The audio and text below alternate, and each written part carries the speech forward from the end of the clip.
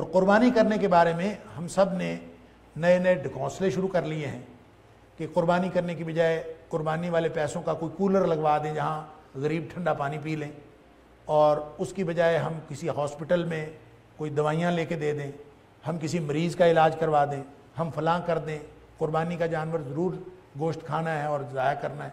ये लोगों ने ये इस तरह की कन्फ्यूजन्स और इबहामात भी शुरू किए हैं।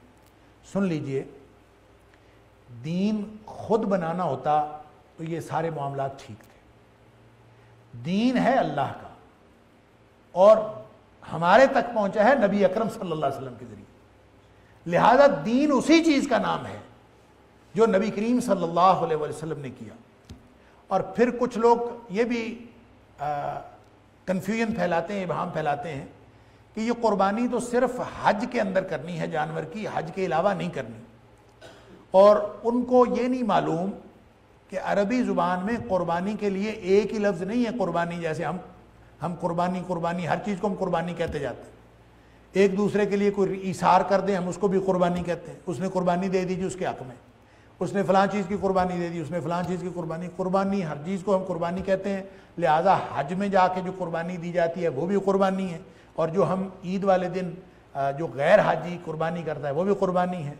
तो वो हमारे उस्ताद मोहतरम कहते हैं कि उर्दू जो है कंगली ज़ुबान है, इसके पास लफ्ज़ ही कोई नहीं। सुभान अल्लाह। अरबी जो है वो फुसा है, अरबी के पास बड़े अल्फाज, लिहाजा क़ुरबानी भी अरबी का लफ्ज़ है। इज़ क़र्रबा क़ुरबानन कुरान के अंदर आता है।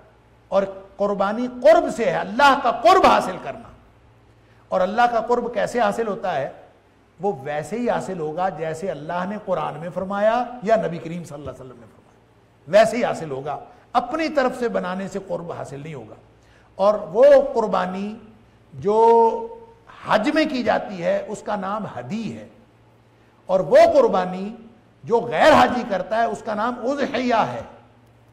लिहाजा नबी करीम सल्लल्लाहु अलैहि वसल्लम जब मदीना तैयबा में आप तशरीफ़ फरमा रहे, 10 साल आप तशरीफ़ फरमा रहे और आप उज़हिया फरमाते रहे। लिहाजा दीन तो ये है, इस दीन को अपनी मर्जी से तब्दील करने की कोशिश ना कीजिए। अल्लाह का क़ुर्ब कूलर लगाने से भी हासिल होता है, अल्लाह का क़ुर्ब कूलर लगाने से सारा साल हासिल होता है, सिर्फ कुर्बानी के मौका पर नहीं। कुर्बानी के मौका पर हमें ये याद आ जाता है जब हम 2-2 लाख का मोबाइल ख़रीदते हैं, उस वक्त हमें गरीब नहीं याद आते।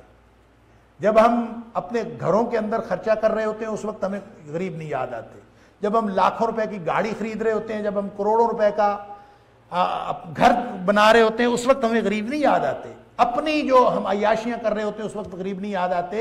जब ये कुर्बानी करनी होती है, जानवर के गले पे छुरी फेरनी है अल्लाह का कुर्ब हासिल करने के लिए, ये कैसे मुसलमान हैं कि जो हज़रत इब्राहीम अलैहिस्सलाम की सुन्नत इब्राहीमी पूरा करते हैं। और इब्राहीम अलैहिस्सलाम ने जानवर कुर्बान किया था। क्या कुर्बान किया था? इब्राहीम अलैहिस्सलाम ने बेटा कुर्बान किया था। इन मुसलमानों को तो शुक्र अदा करना चाहिए, हम सारे मुसलमानों को शुक्र अदा करना चाहिए कि अल्लाह ने हमें बेटे कुर्बान करने के लिए नहीं कहा। वो अगर अपने कुर्ब के लिए हमसे बेटे भी मांग लेता तो उसके दिए हुए हैं वो मांग लेता। उसने हमसे जानवर कुर्बान करने का कहा है, हमें फिर भी बहाने सूझ रहे हैं कि हम फलां कर लें और फलां कर लें। सुन लीजिए, अल्लाह का कुर्ब जो कुर्बानी से हासिल होता है, लन यनालल्लाह लुहुमुहा वला दिमाउहा वलाकिन यनालहु तक़वा मिनकुम। तुम कितने अल्लाह के करीब जाना चाहते हो, अल्लाह की नाराजगी से बचना तुम्हारा मतमा नजर कितना है, अल्लाह की रजामंदी हासिल करना कितना मतमा नजर है, वो पहुंचता है अल्लाह को। लिहाजा गोश्त और खून तो सिंबॉलिक है और होगा वही जो नबी अकरम सल्लल्लाहु अलैहि वसल्लम ने किया। आपने पता है जब आपने हज किया तो आपने कितने ऊंट कुर्बान किए? कुर्बानी तो एक ऊंट से हो जाती है, एक ऊंट से हो जाती है ना। नबी करीम सल्लल्लाहु अलैहि वसल्लम ने कितने किए? 100 ऊंट कुर्बान किए। अल्लाह अकबर। एक ऊंट से कुर्बानी हो जाती है, और उस दौर में जहां लोगों के घरों में खाना नहीं होता था, 2-2 महीने चूल्हा नहीं जलता, नबी करीम सल्लल्लाहु अलैहि वसल्लम 100 ऊंट कुर्बान करें।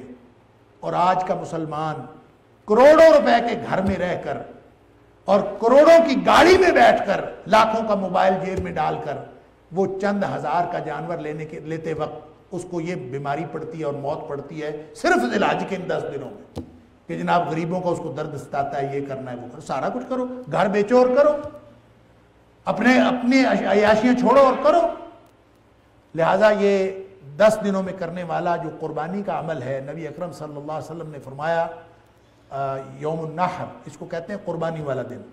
और नबी करीम सल्लल्लाहु अलैहि वसल्लम ने ईद के खुतबे में इरशाद फरमाया कि आज के दिन में कोई अमल अल्लाह को इतना ज्यादा पसंद नहीं है जितना ज्यादा अमल अल्लाह को कुर्बानी करने का पसंद है। गोया जो रात को उठ के तहज्जुद पढ़ रहा है वो भी उतना पसंद नहीं है, जो ईद पढ़ रहा है, जो उस दिन शहीद हो रहा है, उस दिन कोई भी अमल कर रहा है, जिहाद फी सबीलिल्लाह कर रहा है। नबी करीम सल्लल्लाहु अलैहि वसल्लम ने स्वीपिंग स्टेटमेंट दी, आपने कहा कोई अमल आज के दिन में अल्लाह को इतना पसंद नहीं है जितना कुर्बानी का अमल पसंद है। और फिर अगर कोई ये लाखों रुपए के, जो मैंने अर्ज किया कि जितनी अपनी सोशल स्टेटस, अपना फाइनेंशियल स्टेटस होने के बावजूद जो कुर्बानी नहीं करता और बहाने ढूंढता है, नबी करीम सल्लल्लाहु अलैहि वसल्लम जिसके पास इस्तिताअत हो, मन यूजद साअतन, जिसके पास इस्तिताअत भी है, वो बकरा खरीद सकता है, वो बैल में हिस्सा डाल सकता है, वो कर सकता है, उसके पास इस्तिताअत है, वलम युदही, फिर भी कुर्बानी नहीं करता। इस्तिताअत है, कर सकता है। और सुन लीजिए, इस्तिताअत से मुराद भी लोगों ने गलत फहमी पैदा की हुई है कि साहिब निसाब और ज़कात वाला निसाब, नहीं, कोई नहीं। ज़कात वाला निसाब कुर्बानी करने के लिए नहीं है, सिर्फ उसके जो रोजमर्रा के अखराजात हैं जिससे वो अपने बच्चों का पेट पालता है, अगर घर बार का बच्चों का पेट पालने के अलावा जो जरूरत, उसकी जरूरियात जिंदगी मामूल की, उसके अलावा अगर उसके पास कुर्बानी खरीदने के पैसे हैं तो उसके पास इस्तिताअत है। बाज लोगों के ऊपर कर्ज होता है, वो कहते हैं कि कर्ज वाले के ऊपर उसकी तो इस्तिताअत नहीं है, उसके ऊपर भी कुर्बानी। हाँ, अगर कर्ज ऐसा है कि जो जिसकी अदायगी का कोई बंदोबस्त नहीं है तो फिर वो कुर्बानी की इस्तिताअत नहीं रखता, उसको तो कर्ज की फिक्र करनी चाहिए। और अगर कर्ज लिया हुआ है लेकिन उसके पास गाड़ी भी है, उसके पास घर भी है, उसके साथ सारे मामलात हैं, कारोबार भी है, और इसका मतलब यह है कि वो चीजें, कोई भी चीज अगर वो आज फौत हो जाता है तो उसकी कोई भी चीज बेच के कर्ज उतारा जा सकता है, तो फिर वो साहिब इस्तिताअत है, उसको कुर्बानी करनी पड़ेगी। और नबी करीम सल्लल्लाहु अलैहि वसल्लम ने फरमाया जिसके पास इस्तिताअत हो फिर भी वो कुर्बानी करे, फरमाया फिर वो ईद पढ़ने ना आए, फला यहदुरन्ना फला युकर्रिबन्ना, वो हमारी मस्जिद के, हमारे मुसल्लाना, वो हमारी ईदगाह या हमारी मस्जिद के करीब भी ना आए, वो वहां ना आए। नबी करीम सल्लल्लाहु अलैहि वसल्लम ने इस कदर उससे नफरत का इजहार किया है। जो शख्स इस्तिताअत के बावजूद बहाने बनाता है तो बच जाएं अल्लाह और उसके रसूल सल्लल्लाहु अलैहि वसल्लम की नाराजगी से। अल्लाह ताला हम सबको इन 10 दिनों में अपनी रज़ा के और अपनी खुशनुदी के अमाल करने की तौफीक अता फरमाए।